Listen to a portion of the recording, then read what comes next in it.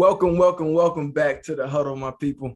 Today, I've got somebody that truly impacted my life. We go into these books to learn and grow from, but this person I learned and grew from in my childhood, and his impact has helped me stand to and walk into the places I have as an adult, as a grown man. I want to welcome you all. Welcome, Coach Keith Frazier. Say hello to the people. Hey, thanks for having me. Glad to be here. Man, it's amazing to have you here. To give the people a little bit about our relationship. I used to play soccer, and I was pretty good when I was in elementary school, but I got this opportunity to play at this private school and under the tutelage of Coach Keith Frazier. And in those 3 years that I played with Coach Keith, I saw tremendous growth in not only my skill level, but me as a tenacious person. He pushed us, challenged us to step beyond the places that we thought we were. Like I said, I thought I was good, but Coach Keith knew I had more in me.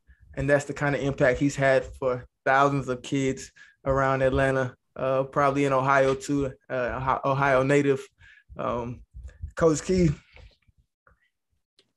I'm grateful to have you, but I want to dive into this book that you selected, The Talent Code. It selected me. It selected you? I like that. The Talent Code by Daniel Coyle. So what I always do with my guests, first question off the gate is, why did you select this book, or why did you feel like this book selected you? Well, I tell you, being a coach, being a process improvement guy, I'm always looking for ways to get better as a coach, ways to get my players better. And I came across an article that talked about, as a lot of people know, soccer is Brazil's, it really isn't their number one sport. As a friend of mine that is Brazilian said, he said, soccer is a religion. He said volleyball in Brazil is a sport. Yeah. And I was like, wow, that's interesting. And I read an article that, talked about how so many great soccer players come out of Brazil, and the magic in how those players are developed. Right. And that article referenced some research that was done in a book. And that book happened to be The Talent Code. And so I immediately had to go do some research and find out about this book, The Talent Code. And I thought it was just going to be a book about, soccer and how kids are developed in Brazil. And the book is so much more than that. So much deeper than that. Development of just soccer players. It's a development of people. Right. Regardless of, what field they're trying to pursue. Mm-hmm. They used the example of Brazil in the beginning, and they talk about this term. And when I sat down and talked with you about a month ago, we brought up this term myelin, and myelin made a cameo in last month's Deep Work video. I saw that. So it's like we need to double down on myelin. So when you read the book, how did you interpret myelin? And then when you saw them talk about why Brazil had become the greatest soccer country in the world, what did it say to you? Understanding myelin. So I think we've all heard the phrase, practice makes perfect. Yeah. Let's get into the zone. Work harder or work smarter, right, not harder. And myelin, to me, is the scientific proof behind working hard. There's another phrase that people talk about, developing muscle memory. Right.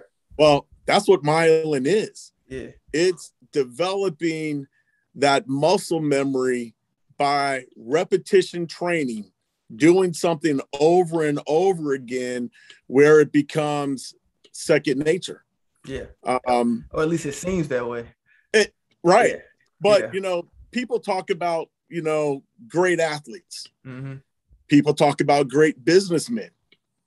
But very few people talk about the amount of hard work and the hours that people put in to develop that greatness. And so that's something that I'm learning more and I'm adapting to. Of there's nothing, absolutely nothing that substitutes hours of hard work. And there are no shortcuts at all. There's a quote. It goes something like, "Don't judge me on where I am right now. Judge me on how I got here." Because the process, the 10,000 hours they say to master something, those countless boring days, that's where the real growth and the success that I have today, that came from all that time. It didn't come from me just showing up today. It came from hours and hours of juggling, hours and hours of thigh traps, chest traps, headers, all of that time, those repetitious, boring sometimes events. That's what really builds those foundations and wraps our nervous system with that myelin to be able to play at an optimum, at a high level, or whatever direction we decide to go. Exactly. You mentioned something, the 10,000 hour rule. Yeah. Okay. That concept came out of another great book that I suggest people to read, book called Outliers. Yeah. I read that. Malcolm Gladwell. Mm-hmm. And the example that they give in that book, the 10,000 hour rule, was basically means it takes 10,000 hours to master any topic, any skill set. Yeah. And the example that they use in the book is a gentleman by the name of Bill Gates. And if people don't know who Bill Gates is, he's the founder of Microsoft. And people talk about his intellect and the fact that he dropped out of college. Well, what people don't talk about is the reason why he dropped out of college. He dropped out of college because he had already put in his 10,000 hours of programming when he was in high school. He was sneaking out of the house as a 9th grader and 10th grader, going to his high school and getting on the computer and doing programming. He was programming for Fortune 500 companies as a high school student. So he put in the work. But a lot of people don't know that. That's what people don't see. They see Microsoft, they see the billionaire, and they're like, "Oh man, that's an amazing feat. It's an amazing," but what's really amazing, all the hours, the work, the ungratifying time that he spent in getting. He didn't need anybody else's gratification in those hours in the lab when he was messing up programs, getting them wrong, having to redo them, find the bug. He did that because it was inside of him. He took the time to grind out those 10,000 hours. And it's going to take some years if people want to do the math. It's going to take some years. But that's the mindset that you got to have. This is a long-term thing. This is a long-term goal to find the mastery, to find the success in where you're trying to go in any realm. Yeah. If you buy into the 10,000 hour rule, I know you're a football guy now. You broke my heart, when you left soccer and went to football. Oh man, we're gonna talk about that in a little bit. we will. But so I think about football players. People talk about Florida is a hotbed of great athletes, and I've heard that for years. Being an Ohio State guy, we got a great football program. And they go and get these speedsters and great athletes out of Florida. Yeah. Well, what is Florida doing that some of these other cities possibly are and are not doing when it comes to developing football players? Geographical. Well, I thought about it. And it kind of goes back to this book, The Talent Code. Yeah. And what they talk about, the preface of this book, it says, greatness isn't born, it's grown. Mm-hmm. You think about these young football players in Florida. Most of those guys are playing pee-wee football starting at the age of 4 or 5. They are practicing 4 days a week, 2 hours a day. They are developing that athleticism, learning how to run, working on their agility, doing all of that at the age of 4, at the age of 5. And they're doing it for those that stay in the sport. They're doing that for 15 years. Right. They're putting in their 10,000 hours before they get to college from a speed, agility, and athletic development perspective. And I look at that from some other sports. There's probably only one sport where athletes peak at the age of 15 or 16. Gymnastics or something. Exactly. Yeah. Exactly. Those young ladies put their bodies through something even harder than football players do. They are committed. Right. 6 days a week, practicing 4 hours a day. Starting at 3 years old. Well, yeah, mom and dad are sending those young ladies off to a elite gymnastics, basically school, like IMG Academy. They got male gymnasts too, right? They do. But again, male gymnasts though are not peaking. Yeah, right. They're not peaking at the age of 15 or 16. Peak a little later. Yeah. And so then again, that takes you back to the talent code. Mm-hmm. What is that secret sauce that is allowing these young ladies in gymnastics to become elite at the age of 15 or 16? That goes back again to the number of hours that you put in, that these ladies are putting in. I want to jump back to when you were talking about Florida, and it actually ties into the gymnastics as well, because another piece of the talent code, there's time, but then there's also the ignition, which is like a spark, and the environment. So me growing up, the reason I love football was because I saw Barry Sanders. Barry Sanders gave me that spark that, like, I'm going to go do this other thing for 15 years, but I still want and love football. In Florida, every neighborhood has somebody that has made it to the league. And that's somebody that I can connect to, I can touch, that comes back. I want to, and they got out and changed their families' lives. So every neighborhood is like, all these little kids are like, I want to do that. And then you got the environment where they got pretty good weather all year round. So when kids up north have to go inside and try to find somewhere to train, these kids are still playing 7-on-7. These kids are still on the beach, still training on the fields.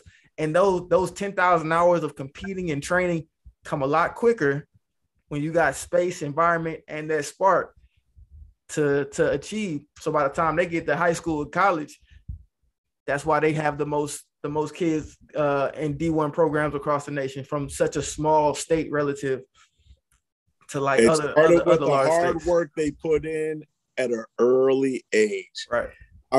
I've heard ministers use this analogy, and it's a great one. Having the faith of a mustard seed, or they'll talk about, these great trees that, grow to be 100 feet tall. Yeah. What did they start out as? A seed. And you had to nurture it. And again, it goes back to, they talk about in this book, greatness isn't born, it's grown. Yeah. You've got to nurture it. If you don't nurture it, you're never going to reach, your maximum potential, whether it's a sport, whether it's in business, whether it's in academics. You've got to put in the work. I think that tree analogy is dope, because when you see a 100-year-old tree, a tree, one, can't grow if it doesn't have the environment to grow. If it doesn't have the space to go up, it's going to stop. So it had the space. It had the time to nurture itself, to be nurtured by the sun, the rain, all of the elements, to build and become that tall 100-foot tree. A tree that's small has either been stifled by its environment or still young. So that's right. A great analogy to use that giant oak tree that stands taller than the rest. Exactly. And that giant oak tree had to weather, like you said, some serious storms. Yeah. you know, harsh weather. We building something right now. I feel this. Look, so the talent code had a few concepts on how to build your myelin, how to build yourself through that time. And just like last month, we talked about deep work. They talk about deep practice. To you, what does deep practice look like? Deep practice to me is being in that zone. You know, athletes talk about that. You know, people have heard Michael Jordan, you know, especially, you know, when he's shooting and he's scoring 60, 70 points in a game, and he'll say, you know what? The basket looks like it's 10 the feet. ocean. Yeah. I am 100. I'm in the zone. Football players will say, I'm locked in. Yeah. You know, and, you know, being in the zone really means that you're at such of a high level of focus that you don't want to stop. Yeah. And so, you know, as a coach in a soccer practice, I know when my players are in the zone, when maybe I'm doing a particular exercise with them and they don't want to stop doing it. Yeah. Or I come back the next practice and we do the same exercise and the kids are like, Coach, I want to do the battle today. And in soccer terms, the battle is an exercise that I do with 4 and 5-year-olds all the way through my high school players now, where it's a straight one-on-one competition. Yeah. And the kids love doing the battle. Yeah. Because you can't hide and you get to compete. And so when I hear little 4 and 5-year-olds, kids, you know, come up to me and they're like, Coach, do we get to battle today? I'm like, yeah, we do. That's the right exercise. You know, You enjoy that one because you're in the zone. I like that. And it actually ties back to when we were talking about Brazil, that battle. They said the reason that Brazil became that soccer powerhouse, that soccer hotbed, was because they played futsal. And futsal is just a tighter, more compressed version of soccer. And you get more touches. That 10,000 touches come a lot quicker. But also just tying into what you said about battle. In battle, you win and you lose. But you're still fighting and trying to grow in the space. So in futsal, you get the ball stolen. They talked about this kid that would get the ball stolen all the time. But then eventually he stayed at it and he became one of the best players out there. That's what your kids are doing.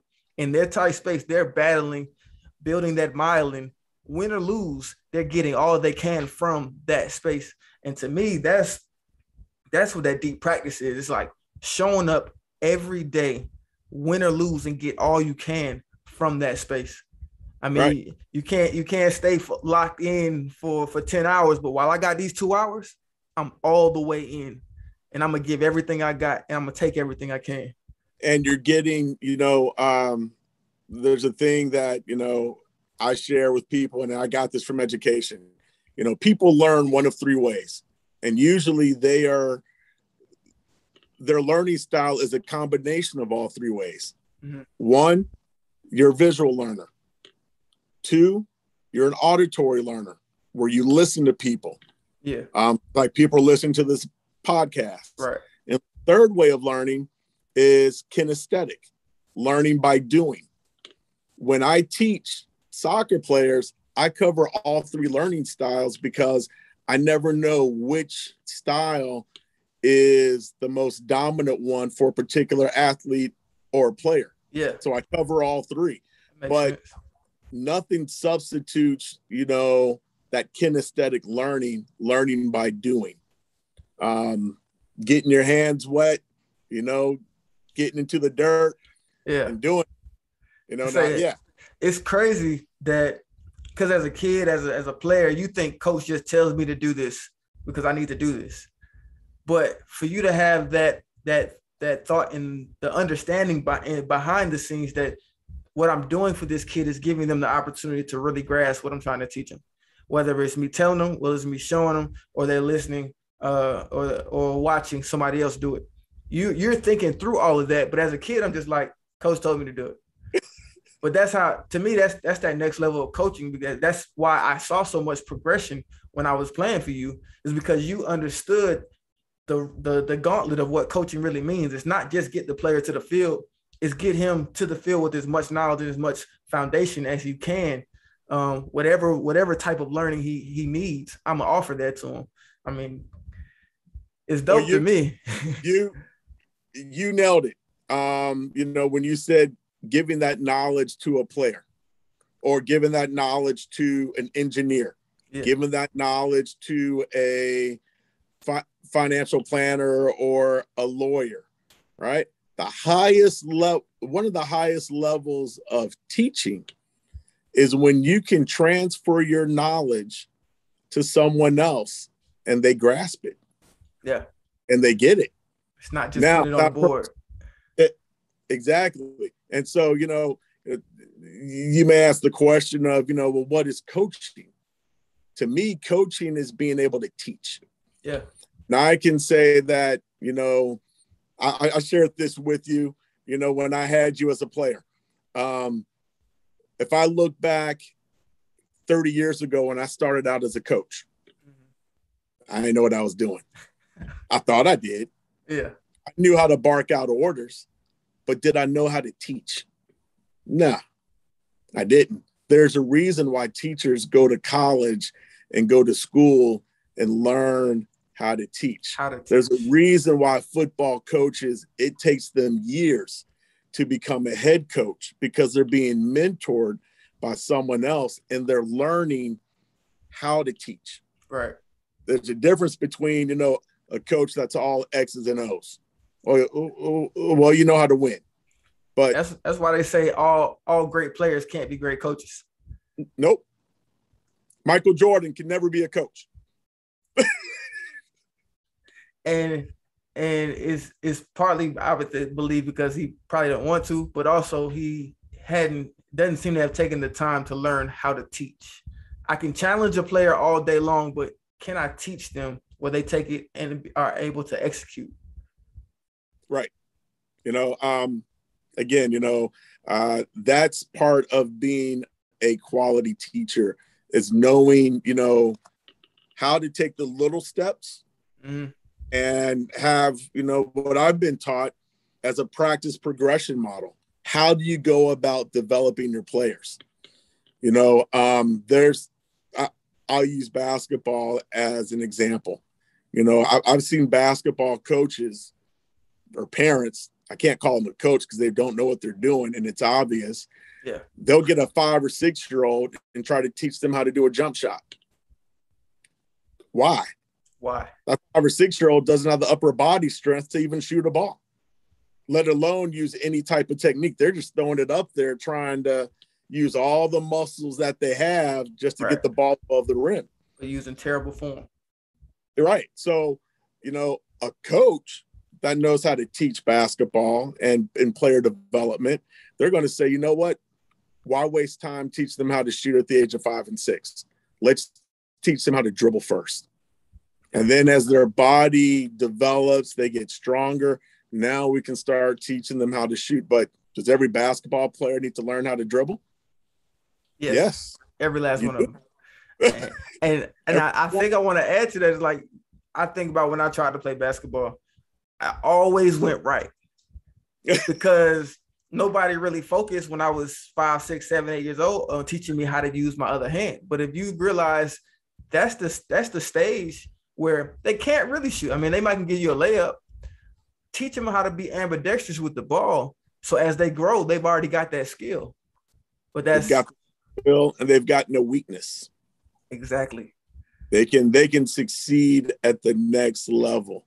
No different. And then, it goes back to, having quality teachers. Again, the book says greatness isn't born, it's grown. Yeah. I put you in touch with someone that helped you as a wide receiver. I couldn't teach you how to be a wide receiver. I could teach you how to maybe catch a ball, but I couldn't teach you how to run routes. Right. So what did I do?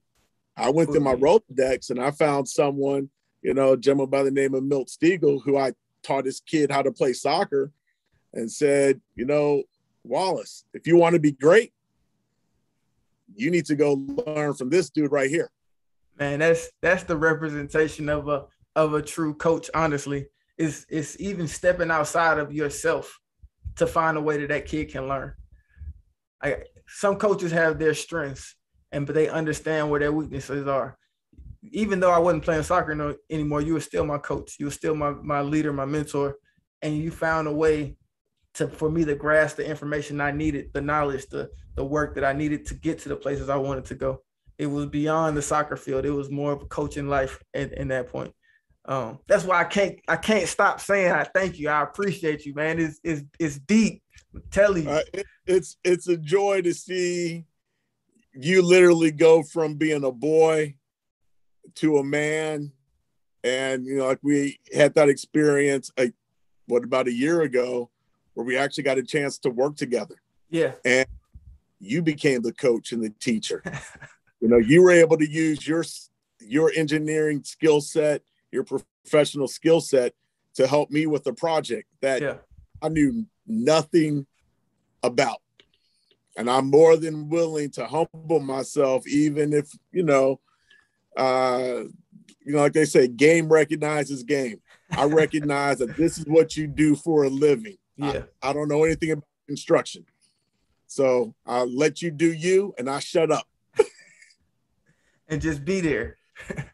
Exactly. Be there to get what you can get from it.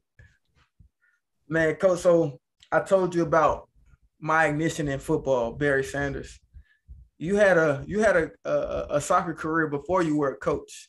So I'm gonna give you two parts. What was your ignition, your spark as a child to chase being a soccer player? But then also, what was your ignition, your spark to chase being a coach? That's easy. That's real easy. Getting into soccer. My dad, when I was probably 6 years old, for 2 years, my dad took me from baseball practice to soccer practice. And after a while, I was like, baseball. I got to wear this polyester pants, polyester shirt. It's hot. I'm standing around waiting my turn to bat, waiting for the ball to come to me. And every time I went to soccer practice, I got to put on some shorts. I got to run around. I was engaged. I broke my dad's heart. I was like, Dad, can I stop playing baseball? And that's crazy, Coach, because it's crazy because I have the exact same story. I was playing baseball as a child, and at 5 years old, I said, Dad, this is too slow. Exactly. And that's when he went and put me on the soccer field. That's crazy. We got that same connection. But go ahead, keep going. Right. And then, as far as being a coach, I look back at my dad. Mm-hmm. My dad was my first baseball coach. He was my first soccer coach. Did my dad know what he was doing as a soccer coach? No, not really. Yeah. But, as far as having a spark, giving back to the community the way that my dad was a coach to me, that instilled the desire of being a coach. Yeah. Now then taking it to a whole nother level of trying to be a great coach, that went back to, I was a great athlete.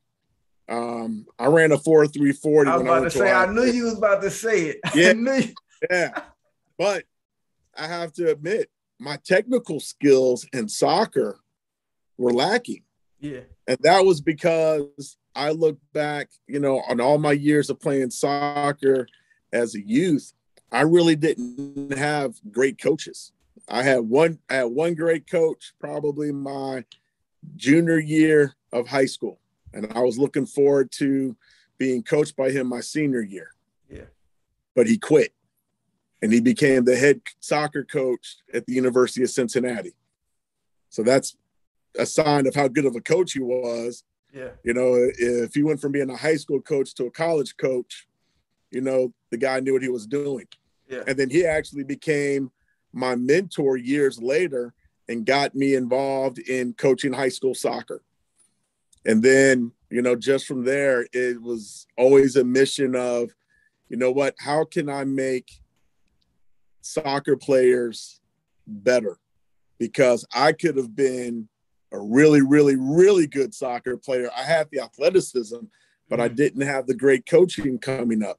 Yeah. And so that's something that I always wanted to give back. And then throwing in the fact of not that many African Americans are playing soccer. When I first moved to Atlanta, I came across a team called Imhotep.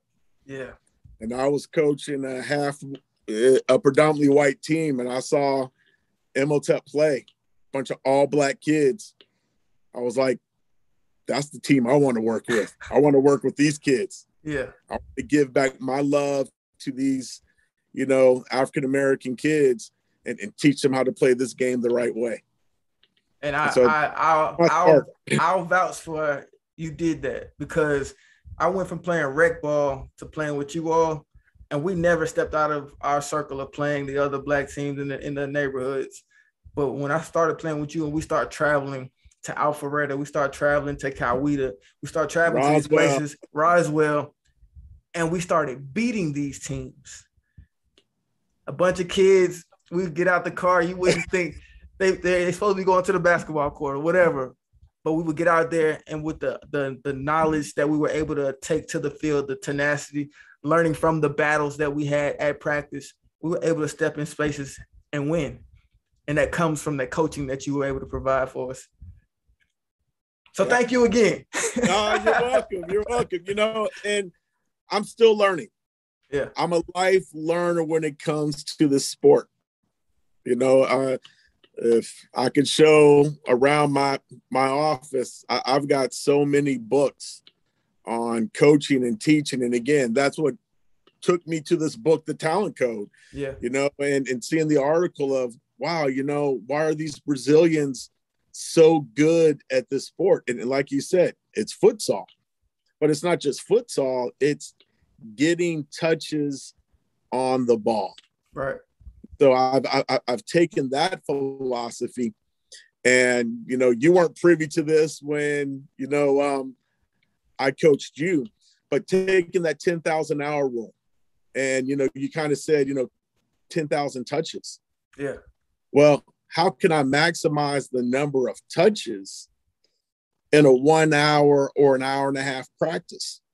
And so I have a goal in every practice. I want my players to get 1,000 touches of the ball in a single soccer practice in an hour. Most soccer programs, their players might get 100 touches on the ball. Right. In that same time frame. Well, we all take the same test on game day. And who's going to do better on that test? That player that got 1,000 touches or the player that got 100?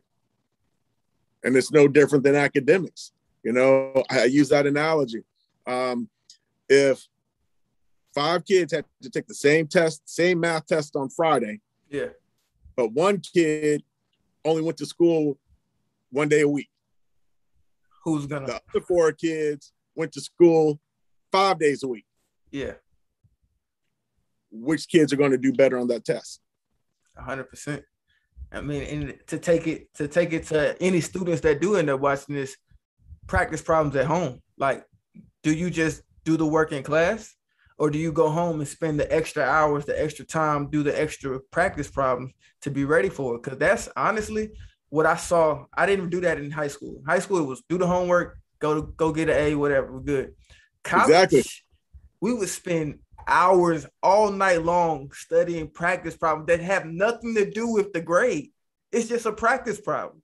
But those hours and that time, those failures, those successes were able to help allow the group that I stuck with, to all of us, to make it to graduation and continue on into our careers. You nailed it. You nailed it. There's a difference between doing homework and studying. Yes. Studying is in addition. To doing that's after the homework. Yeah. Oh, that's, again, taking it back to sports. You probably went to your football practices when you were in college. Right. But that's just doing your homework. Right. Right. Now, after practice or before practice or on your day off, yep. Did you go out with your quarterback and other wide receivers and practice on your own. That's Man, study. That's great. I grabbed my quarterback out the bed one day and we went to the basketball gym and threw routes because it was too cold outside. I was like, we're going to get it in today. But right. Yeah, that's the difference from being great or finding that success you're looking for and just being mediocre or just going to practice. Practice is canceled, so we're not going to do anything. No, we're going to find a way to do something. We're going to get on the board. We're going to go get an extra lift in, whatever. That extra, Kobe Bryant talked about at 10%. That he would get up at 4 a.m. so he can get one extra training session than everybody else. Everybody else gets 2 training sessions a day. Kobe's going to get 3. And he said, over 10 years, if I get one extra training session a day, how many more touches on the ball, how many more shots am I going to get up than the person that's only doing 2 sessions a day? And then you think about people that's just doing 1 session a day. And he said that's where he saw his incremental growth when he realized if I do just at least 10% more, if I take 1 more training session than everybody else, I'll see the growth. And 5 rings later, one of the greatest of all time. Using Kobe as an example, I use Steph Curry as an example all the time with my soccer players. Yeah. You hear stories all the time about Steph Curry making 500 shots a day. Yeah. Every day. And that's what he does so that he can just shoot 43% from the 3-point line. That's crazy. Yeah. It's crazy. But 500 shots a day. Made. That doesn't count the ones he didn't make. Right. Made. So I took that and I applied that to soccer players. Mm-hmm. If you're a striker, your job is to score goals. Yep. I train a lot of private clients. I'll say, how many shots a day do you take on your own? What do you mean, coach? How many shots a day do you take? Because scoring a soccer goal should be a lot easier than making a basket. It's a big old goal. It's a big old goal, right? Yeah. So I'll challenge my soccer players. I say, all right, I need you to take 100 shots a day. Just 100. Just 100. I'd really love for you to take 500. The look on their faces, 100. I can't do that. It'd take forever. And I'll take them back to Steph Curry. How many racks of balls does Steph Curry have if he's shooting 500, making 500 shots? He probably has 5 to 10 racks of 10 balls in each rack. He's going through those racks 5 times, 10 times. He's done. So I'll tell my soccer players, if you only have 1 ball and I ask you to take 100 shots, you're spending more time chasing down that 1 ball to get your 100 shots. Right. You need to go buy 10 balls, set them up, do 10 rounds of 10. You're done. Yes. That's the next level. Because what they did and what a lot of us do is we hear a task and we find a flaw. We find a issue with it. But you gave them a solution. Exactly. To help them. It's not even helping you. It's helping them. Man. So don't tell me you can't do it. Right. We're going to find a way to do it.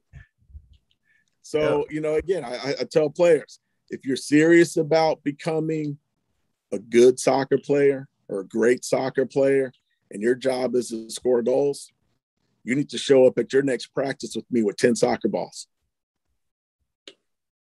That lets me know if you went out and you purchased 10 balls, that's you're going to put those 10 balls to use. Right. And mom and dad are going to buy into the fact of, wow, coach is right. 10 rounds of 10, I'm done. Yep. Less than an hour. you got me thinking because Milt used to make sure I touched the ball 100 times. That was our goal. But as a player, as a student, I thought he's just making me catch a whole lot of balls. But it's the same thought process. And when you're doing these, you're shooting 100 shots. So you're trying to score 100 goals. You're catching 100 balls. What you realize is every shot, every goal, every ball that's thrown to you comes differently. So you're training yourself for different positions. So no matter what comes at you in a game, you've been there. You're building what? Back to that Myelin. M word. That Building that myelin. myelin. Yep. And you over here complaining about it. No, man. Dive into it. Coach knows what he's talking about. This is how you become great. Yeah. Oh, again, it's smart work. It's not hard work. Right. You know, again, Steph Curry, if he had to make 500 shots and he only had one ball, he probably wouldn't be putting in that amount of work. Right. Because it becomes a daunting task. Right. But if you have, 50 balls. Yeah. You got 10 racks of 5 balls or 5 racks of 10 balls. Yeah. You run around there 10 times, you're done. Yeah, you're done. Go home. Yeah. You put in your work. So sometimes it's not so much about the 10,000 hours. It's how can we get maybe that 10,000 touches in? Yeah. Those 10,000 reps in, because a lot of times, you talk about the 10,000 hours, if you're a football player, right? If you're not having efficient football practices, you could be spending, 75% of those hours just standing around. Nothing. Yep. I say, you think about it, if I think about a football practice that's 2 hours long, I may be doing 30 minutes of work. I mean, you put out in them 30 minutes, but the rest of it is moving from station to station, listening to coach talk, watching some other group run their reps. Like you may get 45 minutes, but you think about, I'm trying to get 10,000 hours. It don't count the time that you just stand there unless you are intently focused and watching, because I do think part of those 10,000 hours is that other piece of learning is watching and learning. The mental reps. Yes. Yeah. The mental reps. If you take that initiative, you'll get something from it. But a lot of guys, and I've been there, I just stand around. Oh, coach, you want me? Nah, lock in. Like you said, lock in. Exactly. So it's, again, greatness is grown. It's developed. It's a process. Yeah. It's not, the good Lord can give you, some DNA. Yeah. But if you never use it, you don't learn how to maximize it. Again, I mentioned to you that, I ran the 4.340 at Ohio State. Now here comes the downside, right? When I was a freshman in high school, I was the slowest kid on the soccer team. Really? The only black kid on the soccer team. Yeah. Why? Because I didn't know how to run hard. I didn't know how to run fast. I had a basketball coach at the end of my freshman year of high school. I made the basketball team. I was the last man on the bench on the basketball team. But that coach made us do suicides. Yeah. Every single practice. And if you came in last or you didn't run it under, whatever time you gave, everyone had to do it over again. When I went back, everyone. I like that. So when I went back to soccer my sophomore year, I was the second fastest on JV and varsity. And the soccer coach to this day is like, Frazier, I've never seen a player transform like that. Transform the way that you did in 1 year. What the heck did you do? I had a quality coach that put his foot up my tail end and motivated me and taught me how to run hard. Yeah. Taught you that you had more inside of you. Right. He gave me that growth. Yeah. Failure was not an option. But if you fail, get back on the line, because we're gonna figure it out. I love it. Exactly. So, I use, my own growth and my own development with players that I train. Yeah. If you put in the work, if you put forth 100% effort, you can't help but grow. How much you grow, are you going to be elite? I don't know. But I could maximize your own personal development. Everyone's not going to run a 4.340. Yeah. Yeah, you got to have some DNA within you that lets you run that fast. Yeah. Everyone can't run a marathon. That's a different type of DNA. Yeah. But, whatever your DNA, whatever type of DNA you have, you can maximize that, for you to be the best that you can be. 100%. 100%. I wanted to ask you something because we were talking about failure. And I wanted to ask you, what's the difference between those who quit or fail and those who succeed? Like, what is that core difference between the two? Everybody fails. Okay. Yeah. Period. Everybody fails. That's how you get better. If you're lifting weights, you lift to what? You lift to fail. Right. Right. And then what happens to your muscles? They tear and get stronger. They tear and get stronger. Yep. Right. But you have to fail. Yep. In order to do that. Now the question is quitting. Some people quit. A lot of people quit because they don't want to put in the work.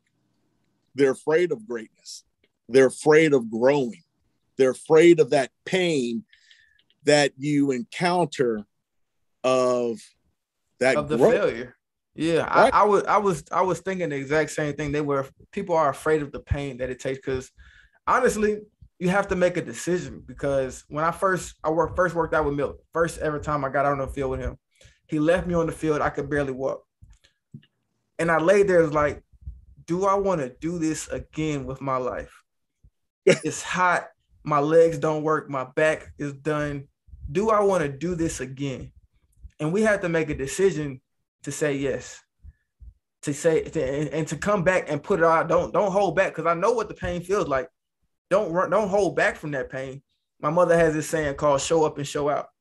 Yeah, show up every day, but show out means give everything that you have so you can get everything you can from that day.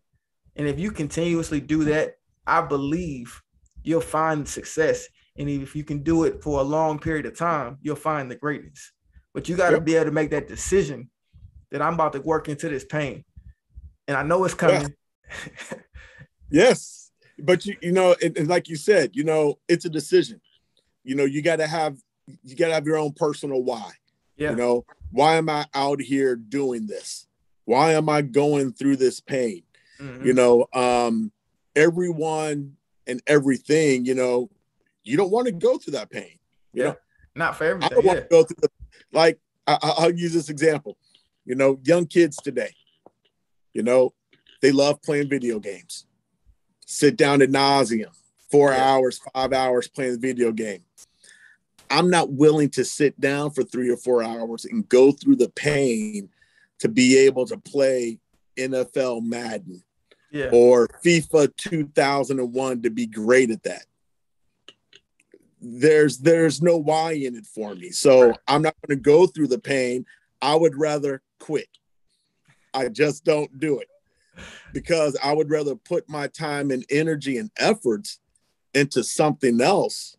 If I'm going to go through the pain of learning something and the growth, for me at my age, I want it to be in something that's meaningful, that's meaningful for me. So now it goes back to, that greatness. It boggles my mind, young athletes don't want to put in the work to get better. They want to play the game, but they don't want to put in the work. And so I'll turn around and I use this all the time with young athletes. I'm like, you'll put in the time and energy to learn how to play that video game. Yeah. So I know you have it within you to put in the work to get better at something. You're willing to go through that failure success with the video game, which is meaningless to me. I don't get it. But you're not willing to put in that same work and effort to be great in school, to be great in sports, to be great in something that's going to be productive and benefit you in life. Yeah. I feel like because of today's society that there is a realm of success in video games.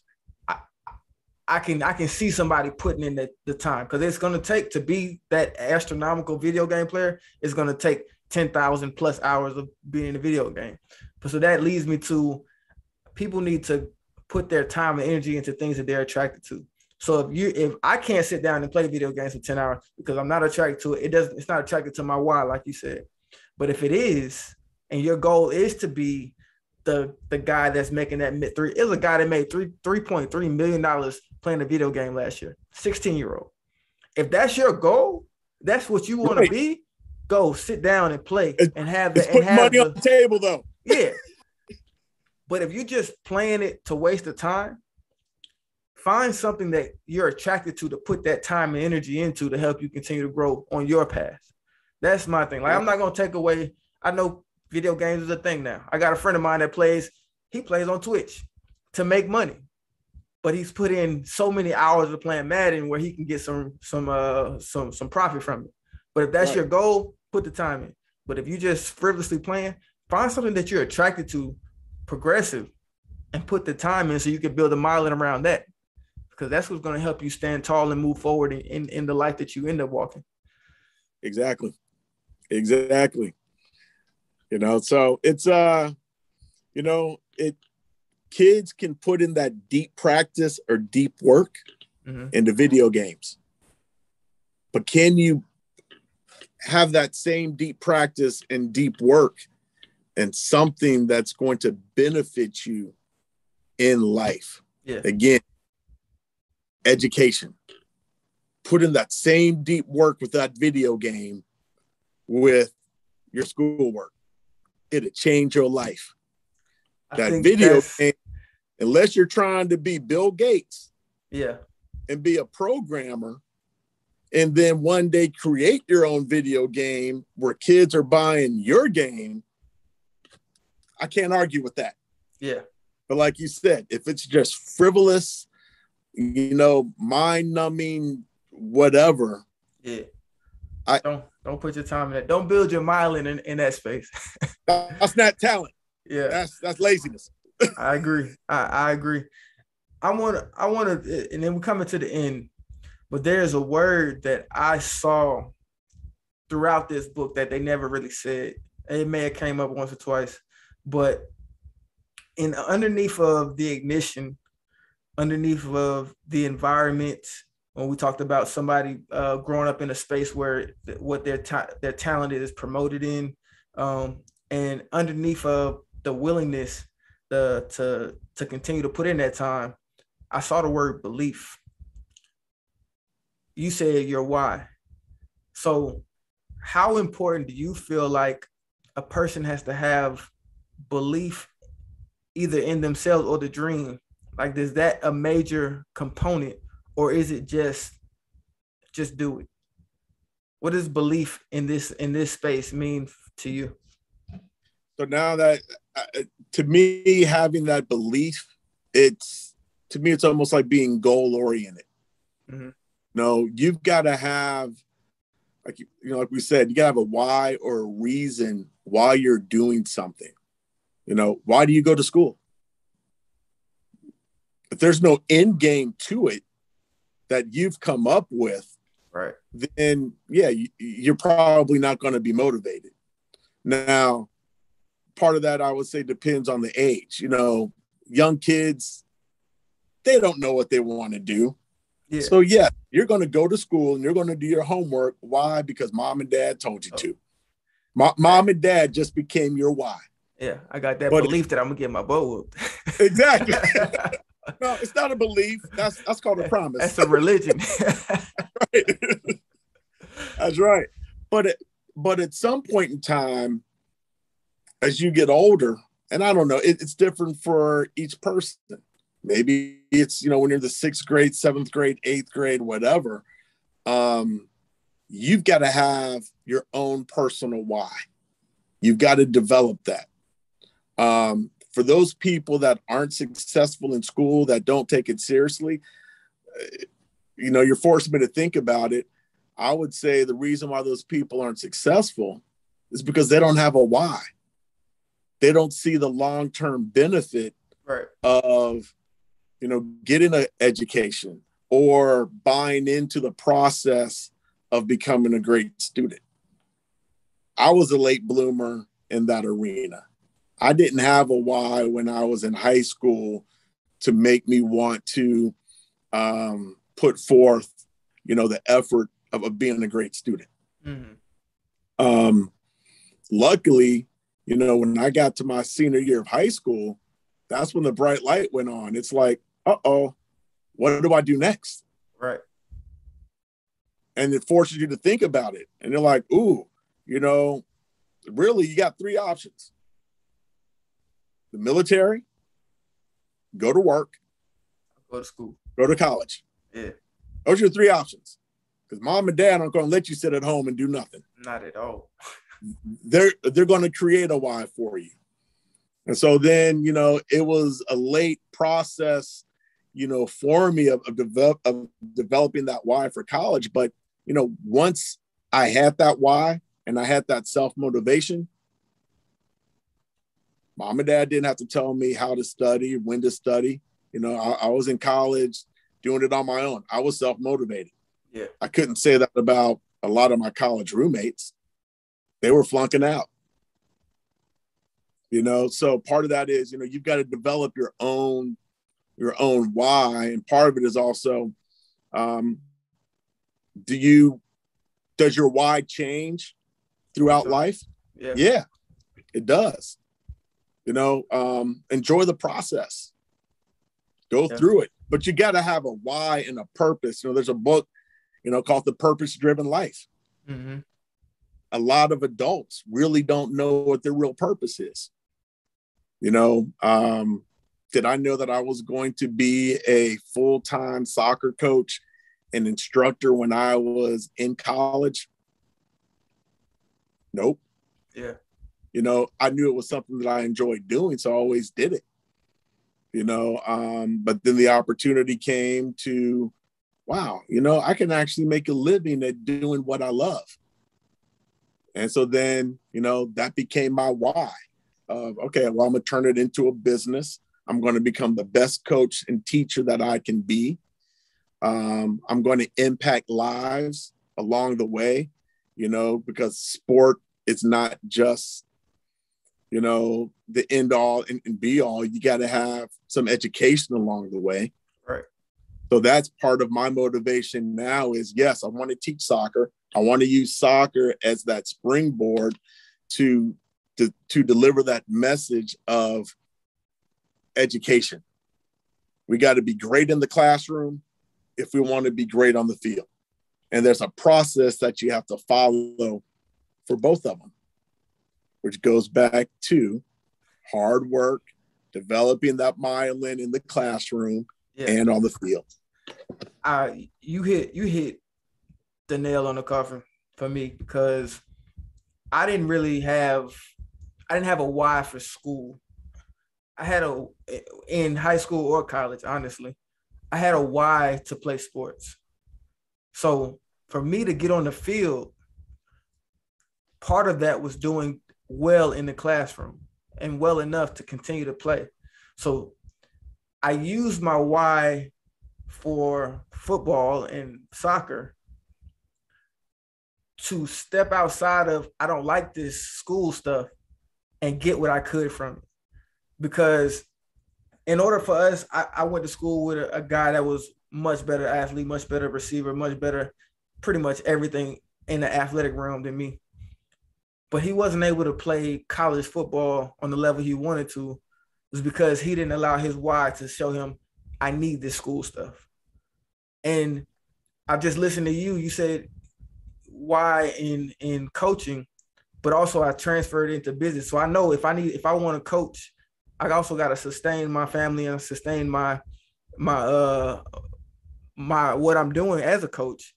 I got to figure out how to bring business. I got to learn what business needs to look like for me. So we use our why to continue to drive forward, but we also got to understand what's going to help support and promote our why or where we're going.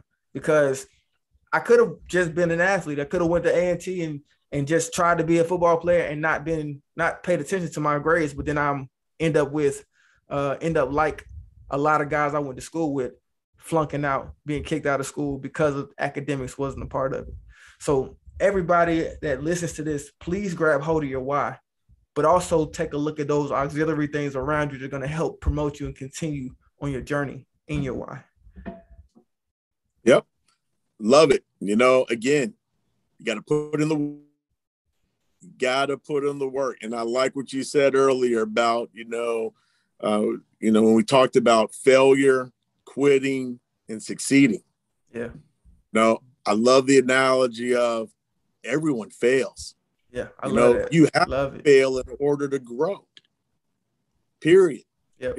You've got to be able to weather the hard times, in order to enjoy and appreciate the good times. Yeah.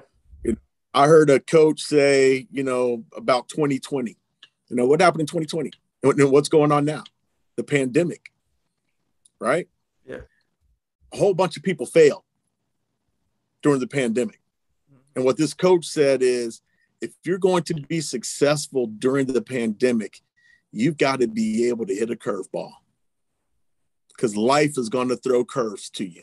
Yeah. And if you're going to let the pandemic cause you to wither away, you're just going to be woe is me, and you can't rise up to the occasion, and you can't figure out a way to navigate a new world. Yeah. You're not going to be successful. For those people that, couldn't handle working from home, you may not have a job. Yeah. There's a new normal, and you've got to be able to handle that and work with it. And again, that goes back to continuing to grow. No different than an athlete that leaves one team and goes to a new team and has to learn a new offense, a new way of playing. Yeah. If you can't adapt, you're not going to be successful. And it's like that in life. Yeah, it's dope that you brought the pandemic, because it has been a tragic year and a half. But on the other side of that, people have been forced to either learn how to create another source of income. People have been forced to get in better shape, better health. People have been forced to cherish the moments that they have with people, because, you have somebody, I knew somebody that had COVID on Friday and was gone Tuesday. This pandemic has forced us to reevaluate and break down and look at our lives to be ready for those curveballs that are going to continue to come, because it's not the last curveball that's coming to us. Nope. But COVID was a major wake-up call to all of us.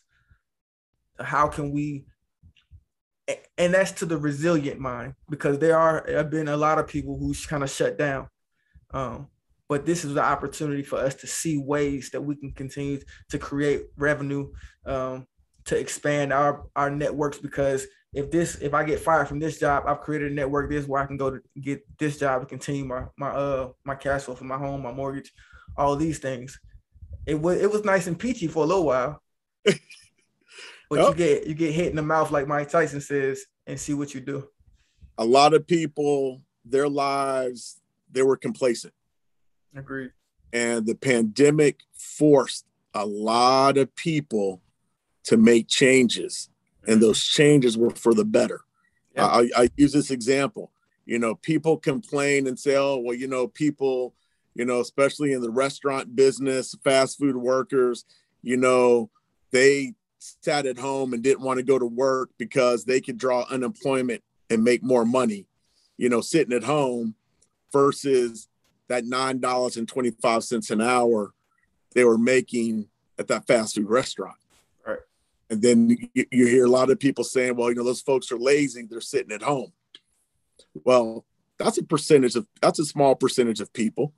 I think a lot of people also had a major wake-up call and said, why am I getting paid $9.25 an hour? I can go find me a better paying job in distribution, construction, whatever, making $16, $17, $18 an hour. I'd like to see in the next year what drop shipping services what that looks like, because in my mind, I know a guy who didn't have his job during COVID, and he took all the knowledge in his learning of experience of how to learn and took it into drop shipping and to figure out how to create revenue. So in my mind, there's a population out there that, I don't want to go back work for that $9.25 because I've learned how to make my own $9.25 a minute. So I hear people complaining about it. Or, people become self-employed. They figure out a way. I'd say a lot of those people, they got their hustle on. Exactly. They were getting unemployment and doing some type of gig work on the side. Yeah. They were getting over.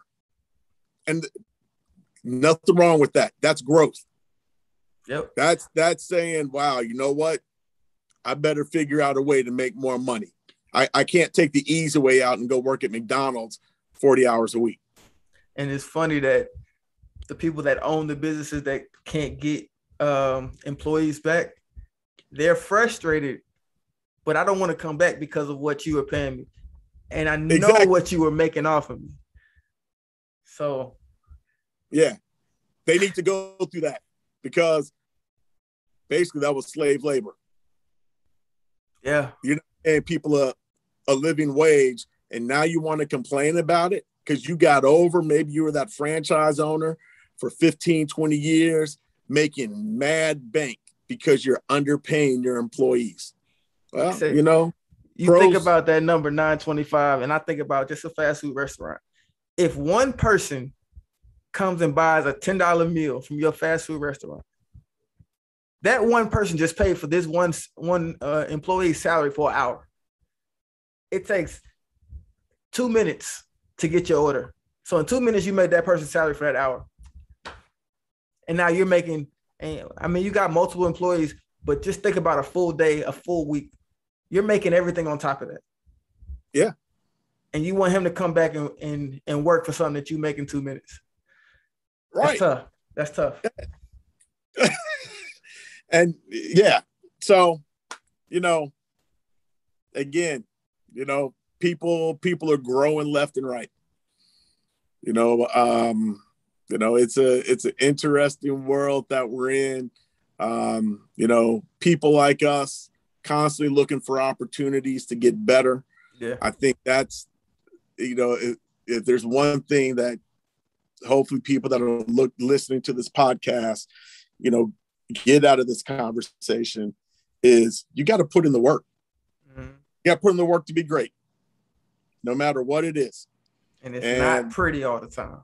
And it's not pretty, and it can be painful. Yeah.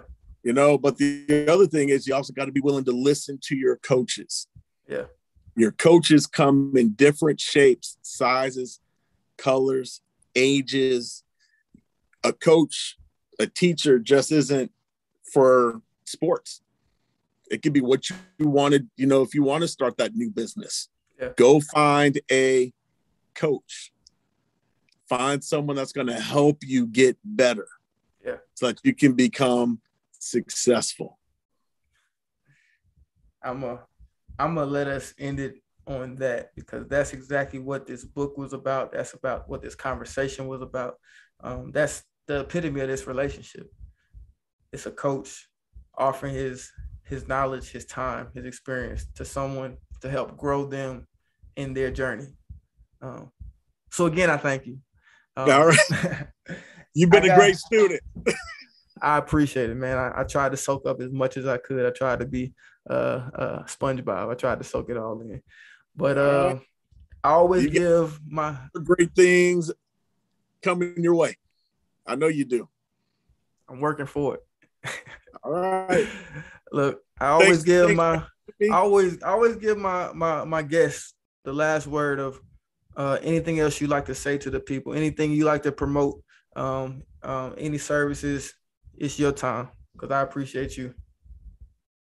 Wow. One of the things that I'm working on currently, and, it's going to be my last hurrah, I guess, in life.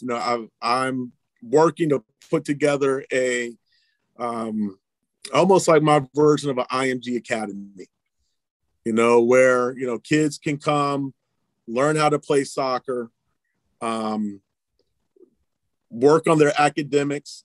We're going to have tutoring programs available, for all the students that are in the program, and it's about developing true student athletes. Mm-hmm.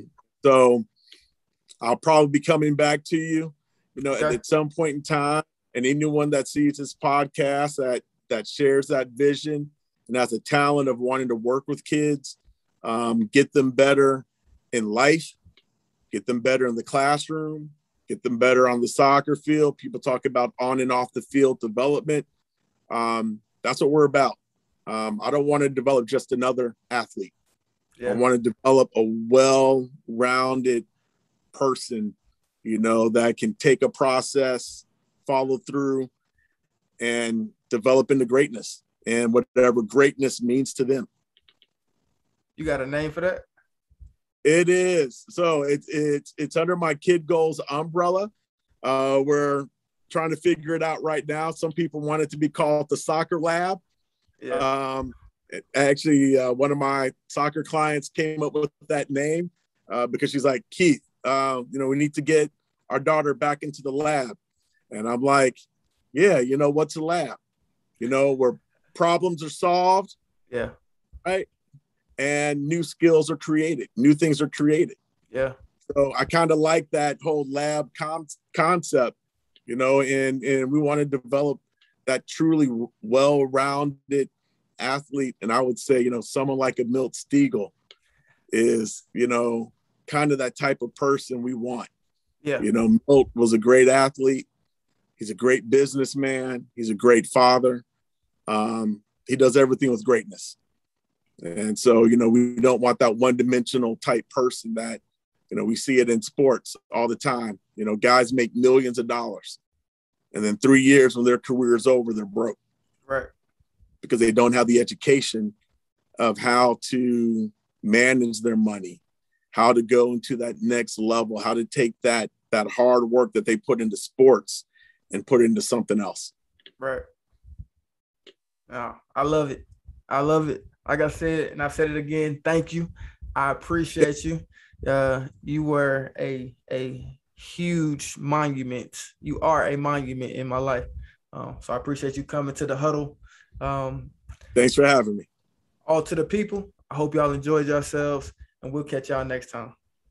Deuces. Peace.